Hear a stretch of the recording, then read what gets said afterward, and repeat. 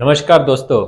आज का इस वीडियो में मैं आपका स्वागत करता हूं और आज का इस वीडियो में मैं आपको एक एडवांस टॉपिक के ऊपर बात करूंगा। Weight management.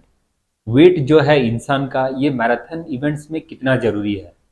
मुझे बहुत सारे सवाल आते हैं मेरे जो सब्सक्राइबर मित्र हैं कि सर हमारा वेट 70 किलो है, हम मैराथन दौड़ना चाहते हैं तो क्या ये सही वेट है। सर हमारा वेट 85 किलो है, हम दौड़ नहीं पाते, पैरों में पेन आता है। सर अगर वेट कम होगा तो क्या पेस बढ़ेगा, वेट अगर कम रहेगा तो क्या हार्ट रेट सही रहेगा। ऐसे बहुत सारे सवाल हैं जिनका कि आज मैं आपको जवाब दूंगा। मैं कोई न्यूट्रिशनिस्ट नहीं हूँ, कोई डाइटिशियन नहीं हूँ, तो इस हिसाब से मैं आपको पर्टिकुलर जो फिगर्स हैं वो नहीं दिखाऊंगा, लेकिन मेरे जो 10 साल का जो रनिंग एक्सपीरियंस है, 10-11 साल से मैं जो रनिंग कर रहा हूँ, मैंने इसमें क्या क्या अनुभव किया है, क्या क्या एक्सपीरियंस किया हुआ है, बिल्कुल मैं अपना एग्जाम्पल लेके आपके साथ शेयर करूंगा। आप सबसे पहले ये अपने ऊपर ट्राई करें, फिर देखें क्या आपका रिजल्ट आता है और मुझे आप इसके बारे में बताएं। तो चलिए शुरू करते हैं। सबसे पहला दोस्तों कि अगर आपको एक मैराथन दौड़ना है तो डेफिनेटली आपका वेट, एक आइडल वेट जो है ये रखना बहुत जरूरी है। आइडल वेट का ऐसा कोई मेजर नहीं होता कि 70 किलो जो वेट होने से अच्छा है, 60 किलो होने से अच्छा है, 50 किलो होने से अच्छा है। ऐसा कोई भी आइडल वेट नहीं होता है। ये होता है, डिपेंड करता है आपका बीएमआई के ऊपर। बीएमआई यानी आपका हाइट और वेट का जो रेशियो है, इसका एक फिगर आता है। ये आप गूगल में सर्च कर पाएंगे। उसको आप डिवाइड करेंगे तो आपका एक नंबर आता है बीएमआई का। ये नंबर आपको बताएगा कि क्या आप अंडरवेट हैं, क्या आप नॉर्मल वेट हैं, क्या आप ओवरवेट हैं, या आप ओबीस हैं। ओबीस का मतलब कि आप मोटापा में हैं। तो ये फिगर से आपको पता चल जाएगा। तो सबसे पहला क्या करना है, आपको अपना हाइट जो है ये जान लीजिए, वेट जो है ये जान लीजिए, और एज आपको पता होगा।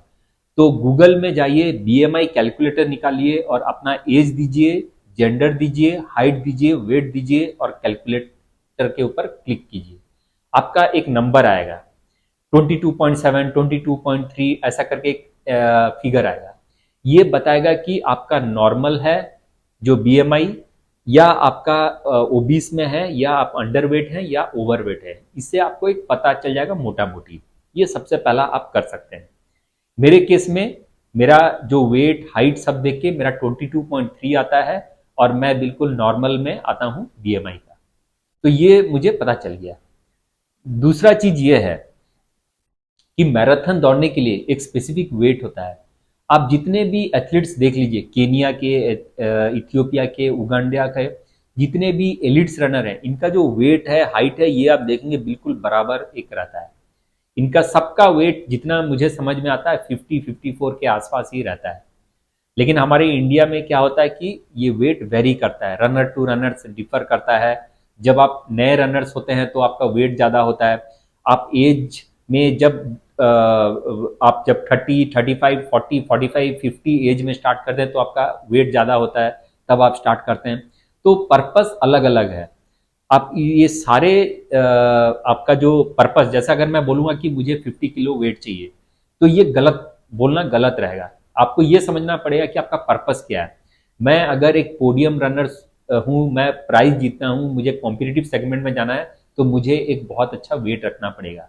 बहुत अच्छा का मतलब कितना, मुझे अराउंड 54, 55, 60 तक रखना पड़ेगा। अच्छा 54, 55 और 60 ही क्यों, क्यों 65 नहीं, इसका मेन रीजन आज का इस वीडियो में आपको मिलेगा। तो आप सबसे पहले दोस्तों कुछ फंडामेंटल चीज जान लीजिए। कभी भी आप अपना मसल्स को डैमेज ना होने दें और उसको लॉस ना होने दें। ये जो रनिंग का प्रोसेस है, इस रनिंग का प्रोसेस में आप देखेंगे कि जैसे जैसे आप रनिंग करेंगे, जैसे जैसे आप स्ट्रेंथ वर्कआउट करेंगे, मैराथन इवेंट्स में दौड़ेंगे, आपके मसल्स लॉस होना चालू होगा। तो उसको रिटेन करना बहुत जरूरी है। वेट लॉस करना, मसल्स लॉस करना, ये दोनों अलग अलग चीज है।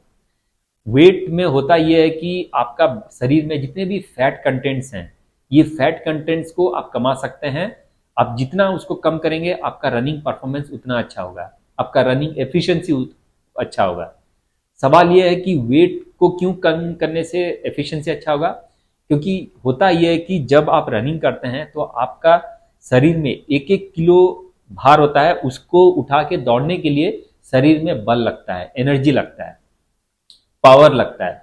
अब मान लीजिए आप 60 किलो के इंसान हैं और आप एग्जाम्पल पे के तौर पर मान लीजिए कि एक एक किलो के लिए एक एक यूनिट का पावर लगता है, तो आपका 60 यूनिट का पावर लगता है अगर आप 60 किलो हैं। अगर आप 80 किलो के खिलाड़ी हैं तो आपको 80 यूनिट का पावर लगता है रनिंग करने के लिए।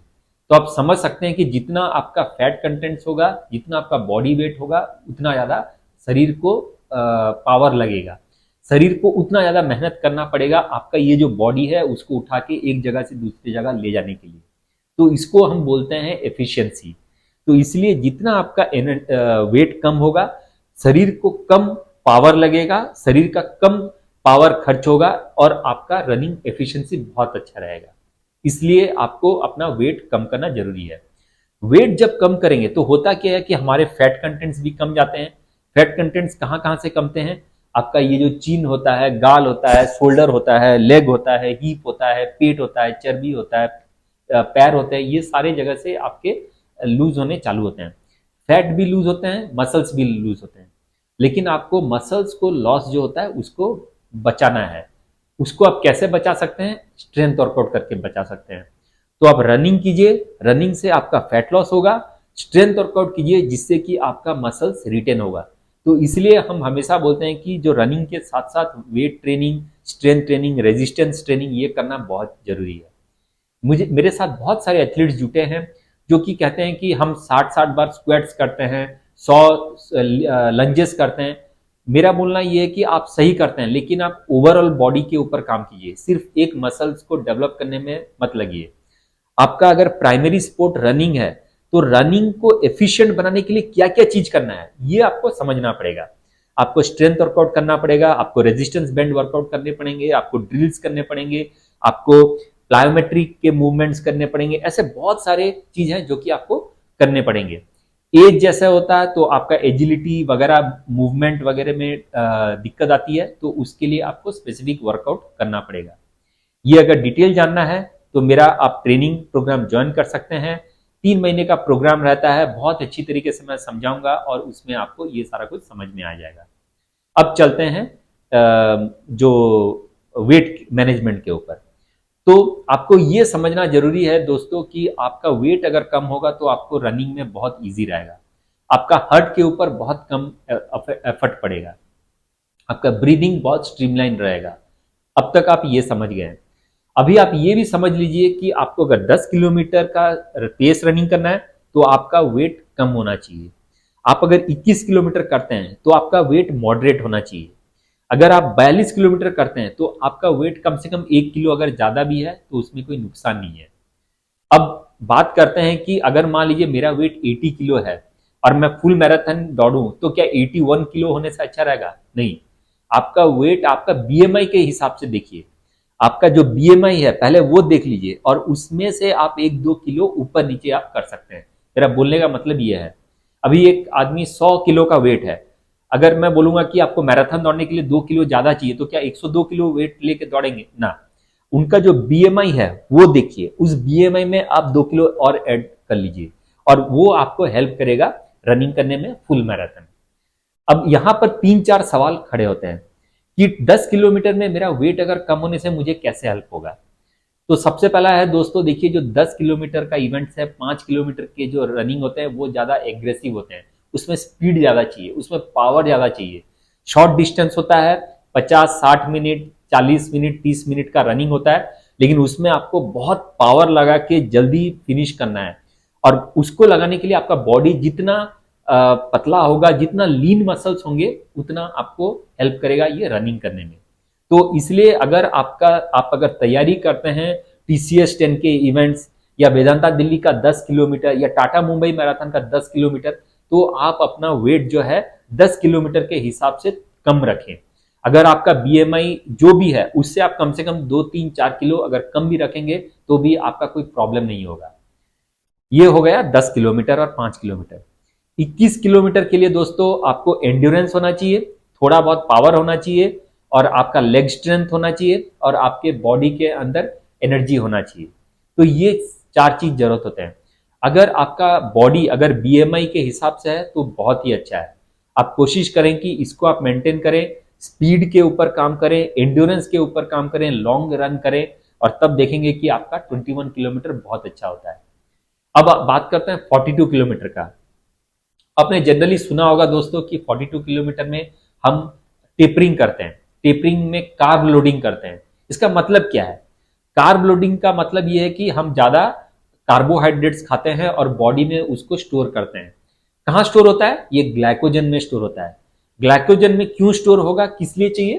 क्योंकि ग्लाइकोजन में अगर वो स्टोर होता है तो वो एनर्जी फॉर्म में रहता है और वो आपको रनिंग करते समय वो जो एनर्जी है वो यूज होगा, वो मसल्स को जाएगा और मसल्स को एनर्जी मिलेगा और उससे आप बहुत अच्छा दौड़ सकते हैं। तो ये हो गया पूरा खेल। तो अगर 42 किलोमीटर आप दौड़ेंगे, अगर आप 1-2 किलो ज्यादा भी रखेंगे तो उससे फायदा ये होगा कि आपका ड्यूरिंग जो 42 किलोमीटर, आप 42 किलोमीटर जब दौड़ोगे 3 घंटा, 4 घंटा, 5 घंटा, 6 घंटा तो दौड़ोगे ना, तो उसमें क्या होगा कि देखेंगे आप ये 2 किलोमीटर आपका वही 2 केजी जो है आपने एडिशनल जो गेन किया हो वो उसी में वो कम जाता है।